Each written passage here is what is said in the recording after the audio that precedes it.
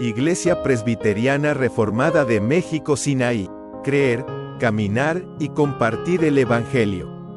Bien, pues continuamos con nuestra serie de sermones allí en la primera carta del apóstol Pablo a los Corintios. Y estamos viendo, hermanos, cómo el apóstol sigue tratando el tema de la división, el tema de los conflictos en la iglesia. Y una y otra vez el apóstol Pablo ha mostrado que el asunto va más allá simplemente de un mal carácter, ¿no? Cuando en la iglesia hay contiendas y pleitos, no es solamente un asunto de que, pues, chispas, hay algunos hermanitos con mal carácter, no. El asunto es más profundo, tiene que ver con una mala comprensión del Evangelio, una mala comprensión de la obra de Cristo. Cuando en una iglesia local los hermanos, lejos de buscar la paz y vivir en amor, viven de manera que constantemente hay riñas, pleitos y divisiones, lo que se deja ver, hermanos, no solamente es un asunto externo, sino que es la manifestación de problemas internos, problemas del corazón. Y tratando esta realidad, el apóstol Pablo, en el texto que hemos leído, 1 Corintios capítulo 4, versículos 6 al 13, hará notar que cuando esta realidad está en la iglesia, podemos notar que hay un problema en el corazón de los hermanos y se llama orgullo espiritual. Y es que, hermanos míos, muchas veces nosotros nos centramos en los problemas externos que evidencian problemas del corazón, pero pasamos por alto la realidad interna del corazón. Muchas veces, cuando vemos a dos hermanos en conflicto, lo que buscamos prontamente hacer es que se pidan disculpas, pero no nos detenemos a pensar si realmente en sus corazones el problema ha sido tratado. Porque muchas veces puede llegar a ocurrir, hermanos, que externamente las cosas parezcan solucionarse, pero en el fondo del corazón el problema sigue latente. Y el orgullo es uno de esos problemas que tienen diversas manifestaciones en nuestros frutos, pero a la cual no muchas veces le prestamos atención. Porque el orgullo, hermanos míos, es una mentira sutil. El orgullo, hermanos míos, es una mentira que no se expone tan desastrosamente como realmente es, sino que trata de revestirse de ciertas maneras para que el hombre lo defienda. Mira, piensa en esto rápidamente. Si te preguntan en este momento, ¿eres orgulloso? ¿Qué dirías? ¿Verdad que nuestro instinto nos hace pensar, hermanos, que no somos orgullosos? Que algo de humildad tenemos, ¿no? Que algo de humildes tenemos y que en realidad, en el fondo, no somos tan orgullosos. Dicen por ahí que una vez en una iglesia hicieron premiaciones, ¿no? Y escogieron al hermano más humilde, ¿no? Y cuando nombraron al hermano más humilde, él pasó y agradeció por su premio y se lo tuvieron que quitar porque se llenó de orgullo por eso, ¿no? Así es el orgullo, hermanos, ¿no? Así es el orgullo. Es pronto en nuestros corazones, es pronto en nuestras almas, pero se sabe disfrazar muy bien. Es por eso, hermanos míos, que hoy, a la luz de la palabra del Señor, seremos profundamente amonestados a tener cuidado del orgullo, de la jactancia que mora no fuera de nosotros, sino que mora dentro de nuestros corazones. Y así como la iglesia de Corinto luchaba con el problema de la arrogancia, así nuestra iglesia y así cada hermano y hermana aquí presente debe atender este problema en su corazón, porque no se halla fuera, sino se halla en nosotros. Así que para esto, hermanos, vamos a estudiar el texto del día de hoy y el apóstol Pablo nos estará animando a la humildad y estaremos viendo nosotros, hermanos, cómo en este texto es presentada la verdadera humildad. A la luz de esto nos analizaremos y a la luz de esto seremos llevados a contemplar a Cristo. Y en primer lugar, en los versículos 6 y 7, el apóstol Pablo nos muestra que la humildad verdadera, no esa que se disfraza, no el orgullo disfrazado, la humildad genuina comienza reconociendo la gracia de Dios. En primer lugar, veremos que la humildad verdadera comienza reconociendo la gracia de Dios. Versículos 6 y 7 dice, ¿pueden leer conmigo, hermanos? Por esto, hermanos, los he presentado como ejemplo en mí y en Apolos por amor de vosotros, para que nosotros aprendáis a no pensar más de lo que está escrito, no sea que por causa de uno os envanezcáis unos contra otros. Porque, ¿quién te distingue? ¿O qué tienes que no hayas recibido? Y si lo recibiste, ¿por qué te glorías como si no lo hubieras recibido? Bien, aquí el apóstol Pablo primeramente llama la atención a que él se ha usado como ejemplo a sí mismo y a Apolos, porque precisamente eran dos figuras de las cuales los corintios estaban agarrando para echar pleito. ¿Se acuerdan? Uno decía, yo soy de Pablo, otro decía, yo soy de Apolos. Y Pablo dice, no, miren, para que no piensen más de lo que debe ser, me puse de ejemplo precisamente a mí con Apolos, ¿no? Y lo que ha dicho Pablo de sí mismo y de Apolos es que no son la gran cosa, ¿no? Aunque sí lo son en un sentido porque son siervos de Dios y Pablo es apóstol de Jesucristo, en el fondo Pablo dice, no somos más que servidores, no somos más que mayordomos, el que tiene la gloria es otro. Por eso les dice que él se puso como ejemplo junto con Apolos por amor a la iglesia, para que ellos aprendan a pensar no más de lo que está escrito. ¿Qué está diciendo Pablo con esta frase? Para que aprendan a pensar no más de lo que está escrito. Bueno, hermanos, tal parece ser que esta es una frase conocida en los tiempos del apóstol Pablo, ¿no?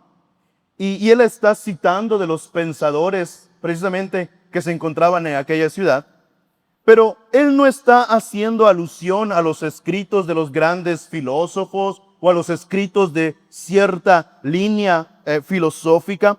Él está está llamando la atención a un escrito particular. ¿A cuál? A la palabra de Dios, ¿verdad? A la palabra de Dios.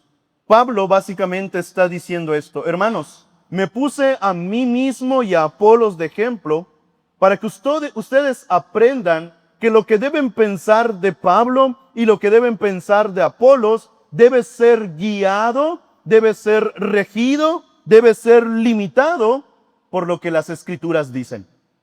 ¿Sí? Es decir, Pablo le está diciendo a esta iglesia, ustedes están pensando mal de mí, de Apolos, de Cefas, porque no están pensando bíblicamente.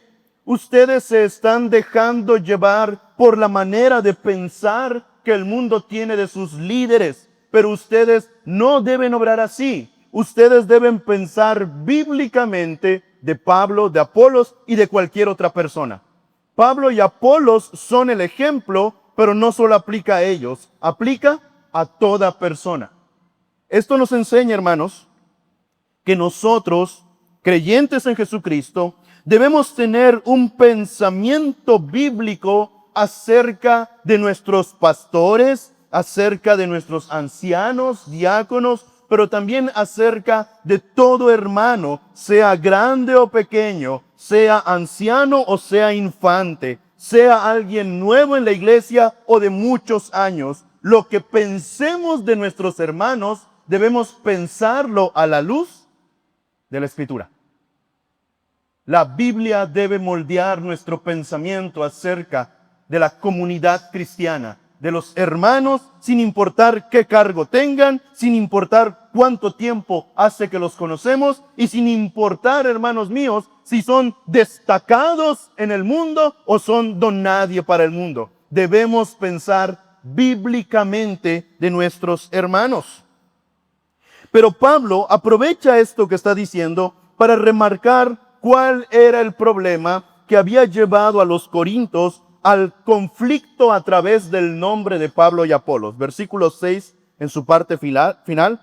No sea que por causa de uno os envanezcáis unos contra otros.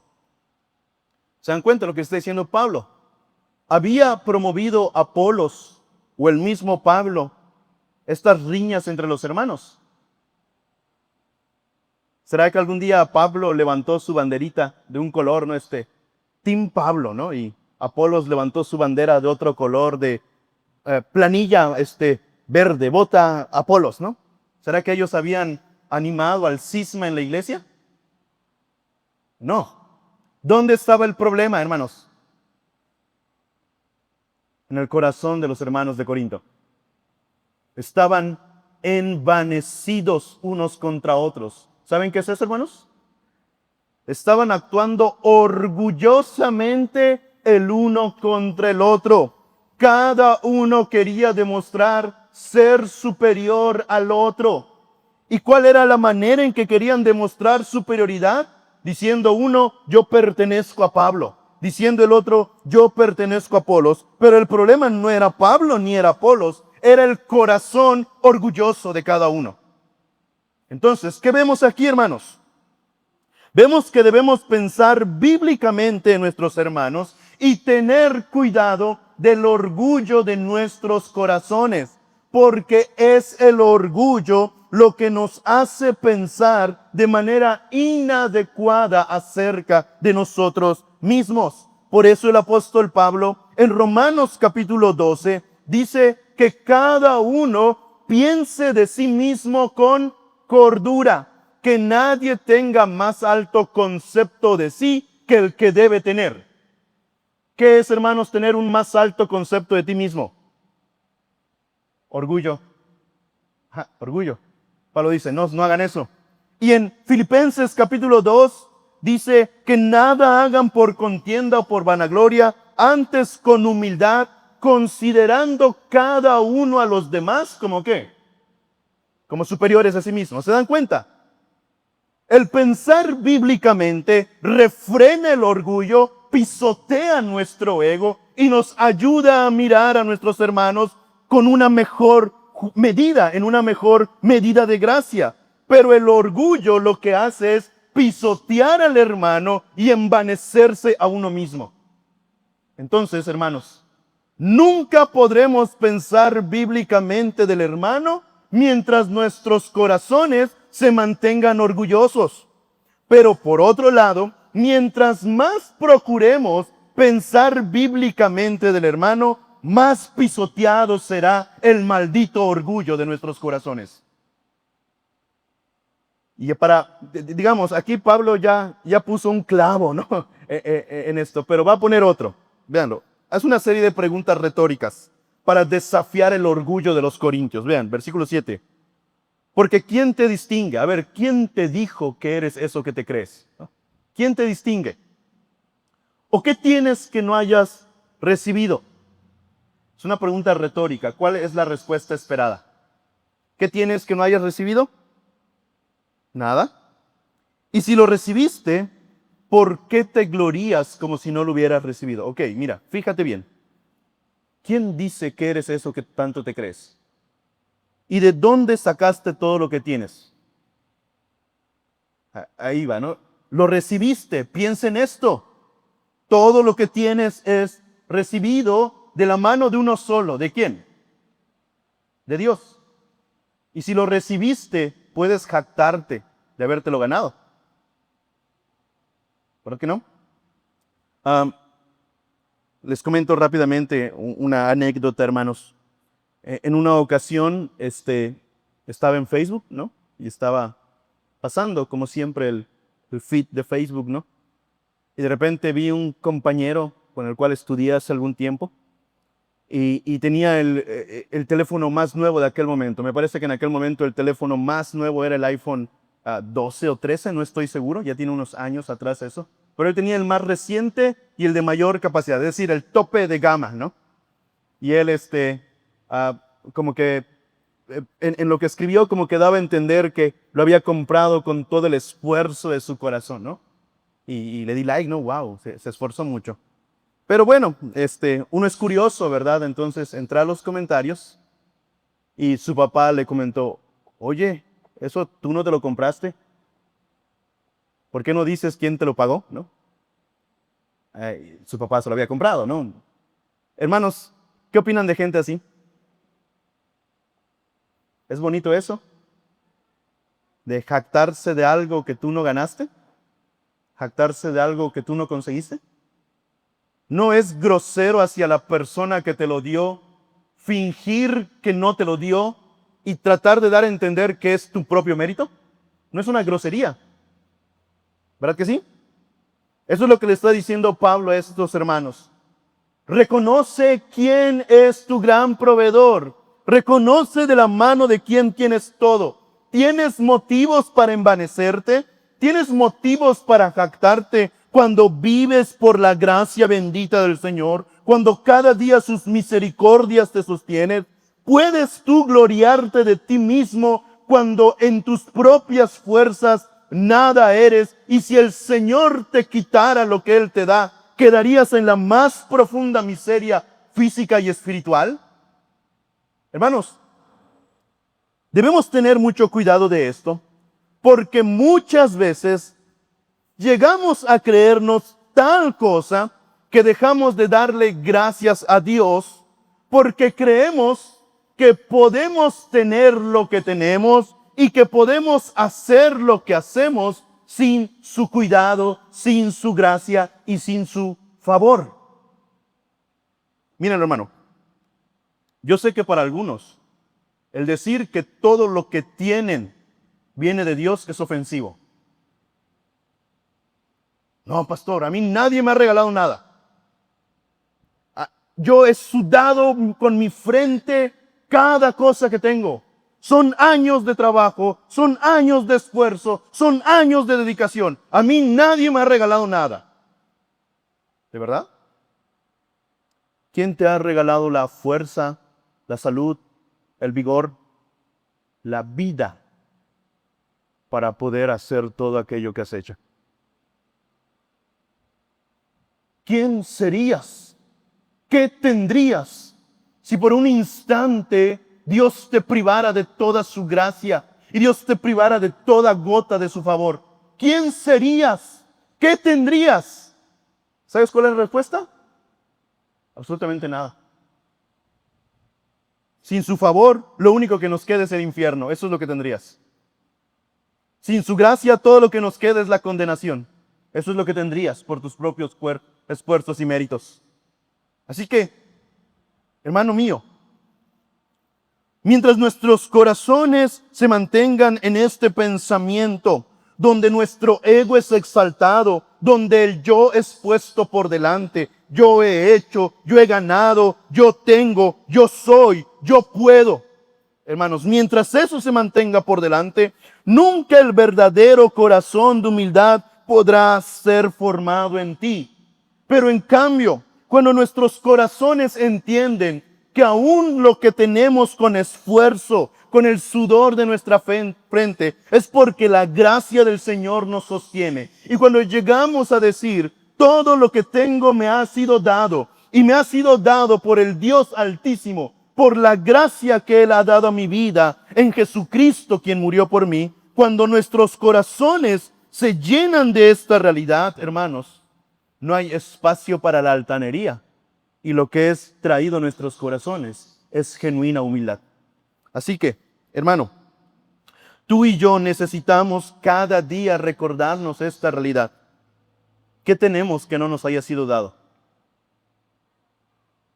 ¿Qué tenemos que no nos haya sido dado? Cada mañana al despertar deberíamos estar impresionados de que aún se nos preserve la vida. Cada mañana, hermanos, debería ser una explosión de asombro al considerar que no hemos sido destruidos, que la fidelidad del Señor nos guarda y que sus misericordias son nuevas cada mañana. Hermanos, cada mañana deberíamos despertar con un sentir profundo de gratitud. Y donde hay gratitud, siempre hay humildad. Así que hermanos, la verdadera humildad no está en un corazón que dice yo, yo, yo. La verdadera humildad comienza reconociendo que todo lo debemos a la gracia de Dios. Ahora veamos en segundo lugar que después de esto, el apóstol Pablo nos enseña que la humildad verdadera, por lo tanto, rechaza la autosuficiencia. ¿Sí? La verdadera humildad rechaza la autosuficiencia. ¿Qué es la autosuficiencia, hermanos? La idea de que yo puedo con todo, ¿no? Este es el evangelio de la posmodernidad, ¿no? Tú puedes con todo, solo falta que lo creas. Saca el campeón que hay en ti, ¿no? Y hermanos, lastimosamente, este evangelio humanista se ha infiltrado en muchos púlpitos cristianos, ¿no? Dios quiere sacar el campeón que hay en ti. Dios te vio y vio el campeón que hay en ti y Él quiere sacar lo mejor de ti. Hermanos, nuestras mejores obras de justicia, ¿qué son? Simples trapos de inmundicia. Así que no caigamos en ese mensaje humanista. Más bien, el corazón humilde rechaza la idea de que es autosuficiente. Véanlo, versículos 8 y 9.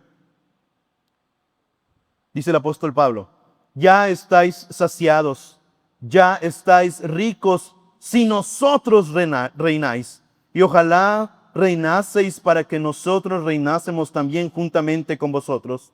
Porque según pienso, Dios nos ha exhibido a nosotros los apóstoles como postreros, como sentenciados a muerte, pues hemos llegado a ser espectáculo del mundo a los ángeles y a los hombres. Wow, ¿de qué está hablando aquí Pablo, hermanos?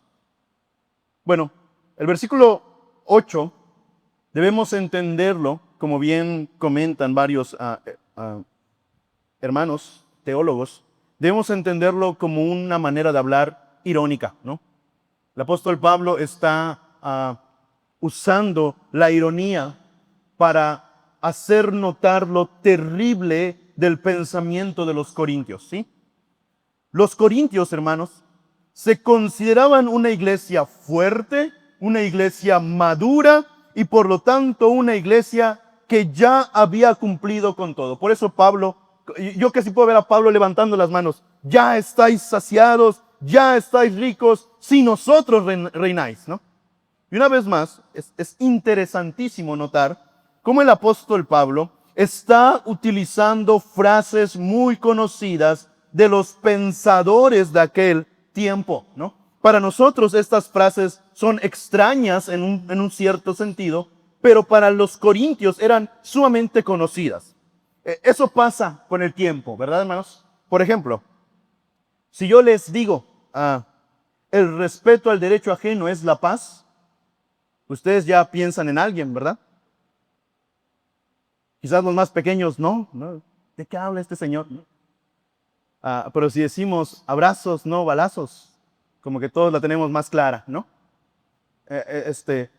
Entonces, desde por sí ciertas frases son más claras para ciertos grupos en determinadas épocas que para otros, ¿no? Y esta manera en la cual está hablando el apóstol Pablo, insisto, hermanos, muchos comentaristas, y estoy de acuerdo, eran maneras de hablar de filósofos de aquellos tiempos, y la iglesia de Corinto había aceptado para sí esas ideas, ¿no? La iglesia de Corinto se había apropiado de esas maneras de pensar por los cuales creían ser una iglesia por demás destacada de lo que en realidad eran, ¿no? Y por eso el apóstol Pablo con ironía les dice: ¿de verdad ya están saciados?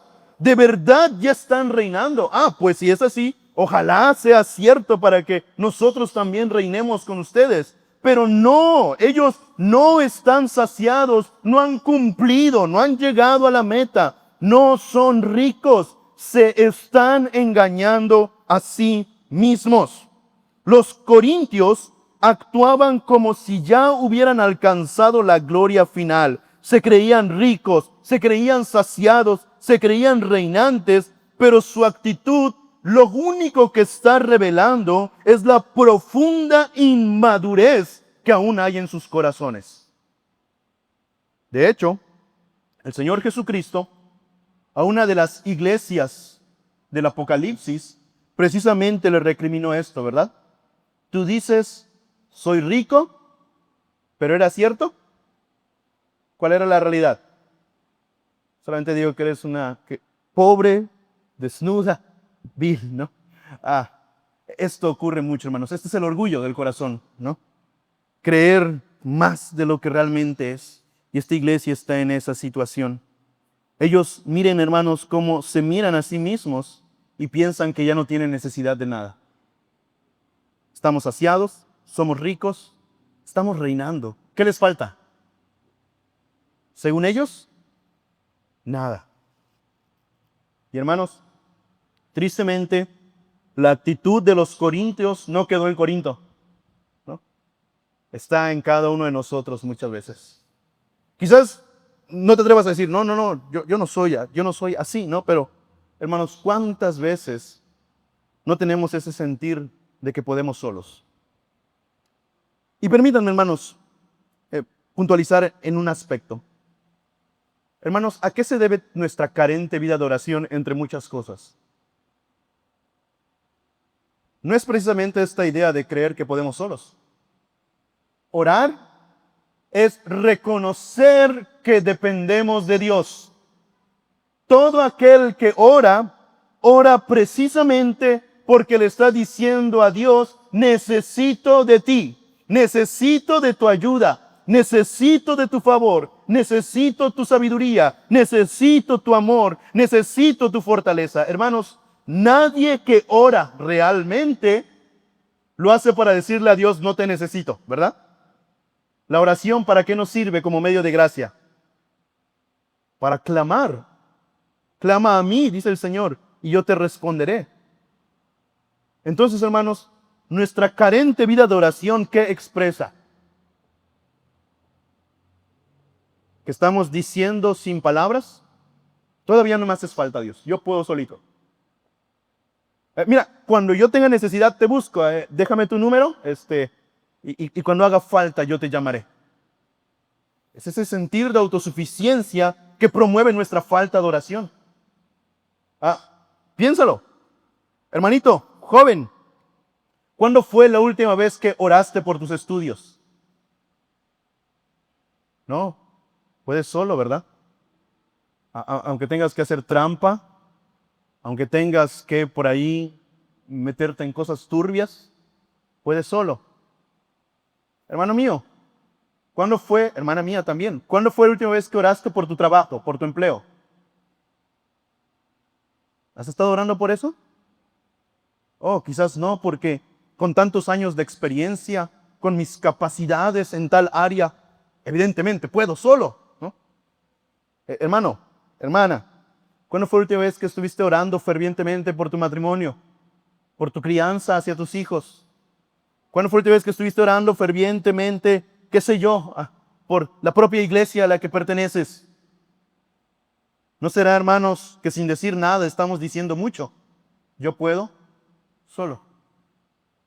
Bueno, el apóstol Pablo, a fin de que los hermanos de Corinto entiendan que a pesar de que ellos tenían dinero y a pesar de que tenían ciertos lujos y comodidades, para que ellos entendieran que nada de eso los hacía verdaderamente saciados, que no estaban cumpliendo, que no estaban ya en la gloria, les muestra el contraste de lo que ellos están viviendo con lo que Pablo y otros apóstoles vivían. Dice versículo 9, porque según pienso, ojalá reináramos con ustedes, dice Pablo. ¿Por qué? Porque según pienso, a nosotros Dios nos ha exhibido. Dios nos ha exhibido a nosotros, los apóstoles, no como los que reinan, sino como los postreros. ¿Los postreros qué es, hermanos? Los últimos, y ahí eso puede entenderse como los de menos importancia, ¿no? Pero es curioso, esto tiene que ver, hermanos,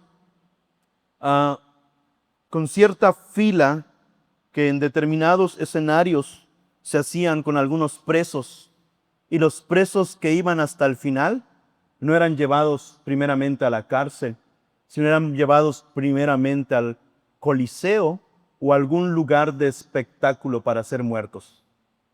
Y eso tiene mucho que ver con lo que Pablo dirá a continuación. Dice, Dios nos ha exhibido a nosotros los apóstoles como postreros, como sentenciados a muerte, pero no con una inyección letal, ¿no?, que acaba la vida en unos segundos. No, dice, pues hemos llegado a ser espectáculo al mundo.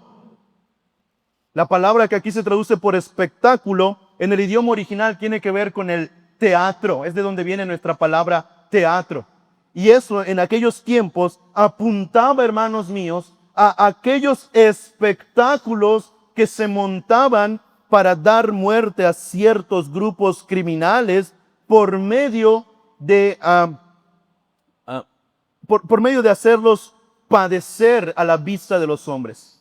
Es muy probable que Pablo entonces aquí esté citando algo que había ocurrido en Éfeso durante su ministerio, donde él, junto con algunos otros hermanos, fueron puestos precisamente para hacer espectáculo de las multitudes, para ser maltratados, y fueron dados aún por muertos. Por lo cual Pablo está diciendo, miren, con ironía, ¿no? De verdad ustedes son los favoritos de Dios. Ustedes tienen lujos y comodidades y se glorían. Nosotros debemos ser menospreciados por Dios porque miren dónde nos pone. No nos pone a reinar, nos pone a sufrir por su causa. Entonces, hermanos, el apóstol Pablo está contrastando este sentir que tienen los corintios de que no les hace falta nada, autosuficiencia, con la condición del apóstol, quien reconoce una y otra vez a lo largo de sus cartas que todo esto lo padece por amor de Cristo y para ganar el supremo galardón que es el conocimiento de Cristo. Entonces, hermanos, por un lado los corintios se glorían en lo que tienen, mientras que el apóstol, ¿qué tiene realmente, hermanos? Nada de qué gloriarse. El apóstol Pablo de ninguna manera se mira como autosuficiente, sino como un hombre necesitado de la ayuda, el favor, la misericordia del Dios Altísimo. Entonces, es allí donde vemos la realidad. La humildad genuina rechaza la autosuficiencia, rechaza el triunfalismo falso. Y debemos, hermanos, tomar muy en cuenta esto, porque a veces los cristianos buscamos un cristianismo cómodo, ¿no? Un cristianismo sin sacrificio. Queremos, hermanos míos, la gloria sin la cruz. Queremos bendiciones sin cruz, gloria sin sufrimiento. Pero Pablo muestra que no es así, que los verdaderos cristianos no encontrarán un camino pavimentado al cielo, no encontrarán un camino de rosas a la gloria, sino un camino duro, difícil, que nos enseña día a día a depender siempre del Señor Todopoderoso. Hermanos, por lo tanto, debemos tener cuidado cuando nuestro cristianismo es uno que huye de aquello que no es cómodo. Debemos tener cuidado. Porque, hermanos, si todo lo que nos importa entonces es eso, probablemente no hemos entendido realmente el Evangelio. El verdadero Evangelio, hermanos, nos llama a humildemente descansar en las promesas del Señor y a confiar en que Él es suficiente, no nosotros mismos. Esto me lleva a la tercera enseñanza que el apóstol Pablo nos muestra acerca de la verdadera humildad, la humildad del Evangelio. En tercer lugar, el apóstol Pablo nos muestra que la humildad genuina, la humildad verdadera, acepta el sufrimiento con la actitud de Cristo. La humildad verdadera acepta el sufrimiento con la actitud de Cristo. Versículos 10 al 13 dice: nosotros somos insensatos por amor de Cristo, mas vosotros prudentes en Cristo. Nosotros débiles, mas vosotros fuertes. nosotros honorables, vosotros honorables, mas nosotros despreciados. Hasta esta hora padecemos hambre, tenemos sed, estamos desnudos, somos abofeteados y no tenemos morada fija. Nos fatigamos trabajando con nuestras propias manos, nos maldicen y bendecimos, padecemos persecución y la soportamos, nos difaman y rogamos. Hemos venido a ser hasta ahora como la escoria del mundo, el desecho de todos. Amén, hermanos. Oh, este es el cristianismo del que muchos huyen. Yo no sé cómo le haría un pastor, apóstol o profeta de la prosperidad para predicar esta porción. Creo que el testimonio del apóstol Pablo contrasta mucho al testimonio de los supuestos apóstoles de hoy en día, ¿no? Creo que Pablo no tenía jet privado, ¿no? Bueno, no habían jets en aquel tiempo, no tenía corcel privado, ¿no? No veo que tenga un penthouse en algún hotel, ¿no? No tiene morada fija. Pero bueno, vamos a explicar. Vean, una vez más, hermanos, Pablo está tratando a través de cierta ironía despertar a los hermanos de Corinto, ¿no? Y por eso les dice en los primeros versículos en formas de contrastes: nosotros somos insensatos por amor de Cristo. Resulta que ustedes son prudentes, ¿no? ¿Se están creyendo? No. Bueno, Pablo se humilla, ellos se exaltan. Nosotros somos débiles, ustedes son fuertes. Los apóstoles se humillan, la iglesia se exalta, ¿no? O sea, como contrastando, mientras los que esperaríamos que se exalten se humillan, aquellos que deben humillarse se están exaltando, ¿no? Vosotros honorables, nosotros despreciados. Y empieza a contar su testimonio. Hermanos, miren el testimonio de un apóstol. Y díganme si encaja con los supuestos apóstoles de hoy en día. Hasta esta hora, dice Pablo, hasta ese momento, padecemos hambre, tenemos sed, estamos desnudos, somos abofeteados y no tenemos morada fija. Ese es un apóstol, hermanos. No alguien que anda por allí vestido de, qué sé yo, Gucci o alguna de estas marcas, ¿no? ¿Qué tenía Pablo, hermanos? ¿Cuántas posesiones tenía este apóstol del Señor? Nada, de hecho pasaba hambres, pasaba desnudez, era abofeteado mucho, ¿no? No tenemos morada fija, es esta realidad, no tenía casa, ¿no? Él era un hombre que se andaba moviendo todo el tiempo por distintas partes, no tenía morada fija. Y todavía continúa en el versículo 12 diciendo, nos fatigamos trabajando con nuestras propias manos, nadie les está regalando nada. Y vean esta dinámica, nos maldicen, ¿y qué hace el apóstol? Bendecimos. Algo de lo cual muchas veces nosotros no hacemos caso, ¿verdad, hermanos? Nos dicen una y ya sacamos tres, ¿no? ¿No? ¿Qué dice el apóstol? ¿Qué hacían ellos? Nos maldicen, nosotros bendecimos. Padecemos persecución y lejos de andarnos quejando, la soportamos. Nos difaman, es decir, dicen mentiras acerca de nosotros. Y en vez de andarnos defendiendo, ¿no? En Facebook ahí, no, voy a contar mi verdad. ¿No? ¿Qué hace Pablo? Rogamos al Señor que Él esclarezca todo. Hemos venido a ser hasta ahora como la escoria del mundo. ¿Qué es la escoria del mundo, hermanos? Lo que no tiene valor, lo que no tiene belleza, lo que no tiene virtud. Para el mundo eso era el apóstol Pablo y los demás apóstoles. Hemos venido a ser la escoria del mundo, el desecho de todos. El apóstol Pablo aquí, hermanos, no está hablando sino de lo que él hace en imitación a Cristo. Porque todo esto de lo que Pablo habla no es precisamente lo que encontramos en Cristo. Él siendo sabio, fue juzgado por hombres necios. Él siendo todopoderoso, se vistió de debilidad. Él siendo el hombre más honorable que ha pisado esta tierra, fue despreciado cual ningún otro. Pasó hambres, tuvo sed, fue desnudado, fue abofeteado y nunca tuvo un lugar siquiera donde recostar la cabeza. Es aquel hombre que con sus benditas manos trabajó siempre honradamente. Y es él, tal nos dice el apóstol Pedro en su primera carta, capítulo 2, versículos 21 hasta el final.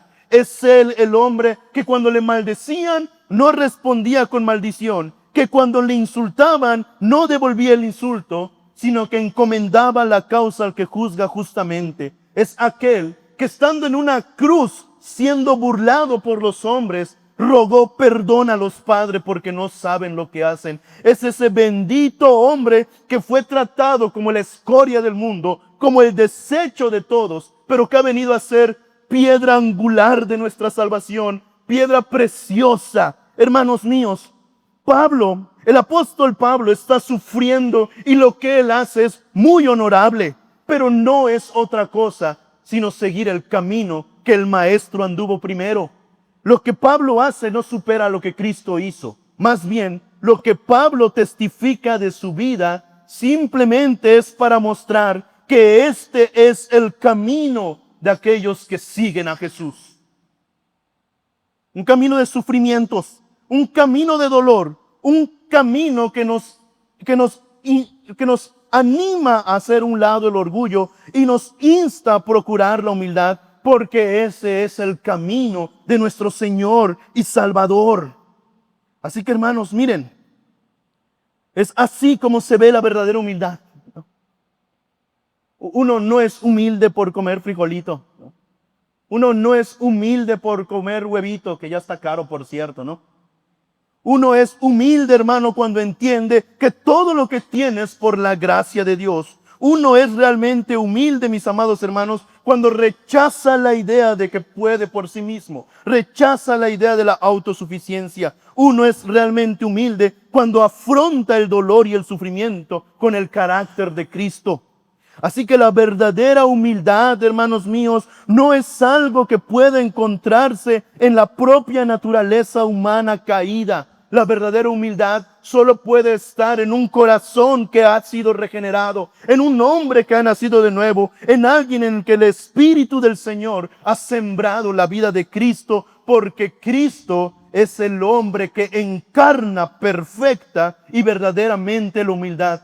No hay nadie realmente humilde separado de Cristo. Pero todos aquellos que han sido unidos a Cristo son llamados a la verdadera humildad. Así que, hermano, permíteme ir cerrando este sermón con algunas preguntas de reflexión y al mismo tiempo algunas aplicaciones finales. En primer lugar, hermano, ¿has estado teniendo cuidado de tu autoconcepto? Es decir, de lo que piensas de ti mismo. Porque, hermanos, el mundo moderno diagnostica que el gran problema del hombre es la baja autoestima. No nos amamos lo suficiente. Pero el diagnóstico divino es contrario. El problema del hombre es que se ama mucho a sí mismo. No tenemos en la Biblia ningún mandato a no pienses demasiado bajo de ti mismo. Pero sí tenemos la advertencia, no piense ninguno de sí mismo más allá de lo que debe pensar. Así que, hermano, yo te pregunto, ¿cómo piensas habitualmente de ti mismo? ¿Piensas de ti mismo como alguien que puede con todo? ¿Que no necesita ayuda? ¿Que puede sobrellevar la vida, los dolores, simplemente con un poco más de esfuerzo? Hermanos, debemos tener mucho cuidado, porque el orgullo espiritual es sumamente venenoso, pero al mismo tiempo sumamente sutil. No te va a decir, mira, aquí estoy. Por supuesto que hay orgullo en tu corazón. Se esconderá y al esconderse susurrará. No te preocupes, en ti no hay orgullo. Pero, oh hermanos, no es muchas veces la manera en que tratamos a nuestro prójimo, a nuestros hermanos, la evidencia del orgullo en nuestros corazones. ¿No será, hermanos, que muchas veces la manera despectiva con la cual tratamos al esposo, a la esposa, a la suegra, a la nuera, al yerno, a los hijos, ese trato ríspido, tosco, malhumorado hacia la gente, no es otra cosa sino la evidencia de que hay orgullo en nuestro corazón y creemos que podemos tratar así a las demás personas? Es decir, considera, hermano, que este sermón no es para el hermano de al lado, es para ti, es para mí. En segundo lugar, esto es un llamado, hermanos, también a considerar profundamente si realmente estamos viviendo cada día con gratitud en el corazón al considerar que lo que tenemos viene de la mano de un bendito Redentor que es Cristo. Piénsalo, hermano, esta semana, ¿cuántas veces te detuviste a dar gracias al Señor diciendo, esto que tengo viene de ti? ¿Cuántas veces a lo largo de esta semana te detuviste a orar y a levantar palabras de gratitud diciendo, Señor, gracias por todo lo que me das? Muchos oran pidiendo cosas y eso no está mal, está bien. ¿A quién más podremos acudir? Pero hermanos, ¿no sería bueno para nuestras almas también orar, también agradeciendo lo que el Señor nos ha dado? ¿Qué cantábamos hace un rato? Yo te agradezco por todo lo que has hecho, por todo lo que haces, por todo lo que harás. Hermanos, ese no debe ser un canto solo de los domingos. Debe ser una oración diaria. Pero ¿saben qué pasa, hermanos? Que muchas veces nos levantamos temprano para cumplir nuestras labores y nos acostamos hasta tarde después de haberlas cumplido todas y no detenemos ni un minuto a reflexionar que a lo largo de todo ese día lo que nos ha sostenido es la gracia bendita del Salvador Jesucristo. Y hermanos, yo siempre digo esto, donde la gratitud escasea, también lo hace el contentamiento. ¿Quieres crecer en un contentamiento cristiano? Busca cada día motivos para agradecer al Señor. Mientras más agradecemos, menos motivos tenemos para quejarnos. Mientras más abunde nuestra gratitud al reconocer lo que el Señor nos da, más dichosos serán nuestros corazones, pues podremos poner delante de nuestros ojos cuán bueno es el Señor. En tercer lugar, hermano, también eso es un llamado a que por la causa de Cristo abraces el sacrificio, abraces el servicio sacrificial. Por la causa de Cristo, hermano, abraza el servicio sacrificial. Cuando te rechacen y maltraten, cuando te calumnien y se burlen, cuando otros pequen contra ti, toma la vestidura de Cristo. Responde con el carácter de Cristo. Busca la semejanza de Cristo. Allí está la verdadera humildad. Allí está la verdadera humildad. Eso nos ayudará a poder responder con gracia y amor incluso a aquellos que nos lastiman y hieren. Porque ese es el camino del Señor. Y ahí debemos ser instruidos. Y por último, ese es un llamado a aquellos que hoy están sin Cristo. Mira, yo sé que de buenas a primeras, el camino del que hoy he hablado no parece tan atractivo, ¿verdad? Un camino donde tienes que pisotear el yo, donde tienes que considerar a otros superiores, donde tienes que reconocerte incapaz y buscar ayuda de otro, un camino enmarcado en sufrimientos para imitar a alguien más. Yo sé que este camino no parece a simple vista el más atractivo y puede que no lo sea, pero es el único camino que lleva a la vida. Porque este es el camino, Jesucristo. Jesucristo es nuestro camino. Así que mira, puede que el camino no sea atractivo. Puede ser que no sea paradisiaco el camino, pero es el camino que conduce a la gloria. Así que no mires solamente el camino, sino pon la mirada hacia donde conduce, a la gloria eterna con Jesucristo, el Señor y Salvador. Y he aquí lo que Él promete, que Dios da gracia a los humildes. Y dice en Lucas 14:11 que todo el que se humilla será exaltado. Así que mira, amigo mío, puede ser que lo que hoy tú escuchas de este sermón no resulte atractivo para tu alma. Pero mira, aquello a lo cual nos conduce es lo mejor, la vida eterna. Es por eso que en el nombre del Señor Jesús te llama a que renuncies a tu ego, a que renuncies al sentir de autosuficiencia y que reposes confiadamente en los brazos de aquel que es el gran yo soy. Ven a Jesucristo y gozarás de vida eterna. Vamos a orar. Iglesia Presbiteriana Reformada de México Sinaí. Creer, caminar y compartir el Evangelio.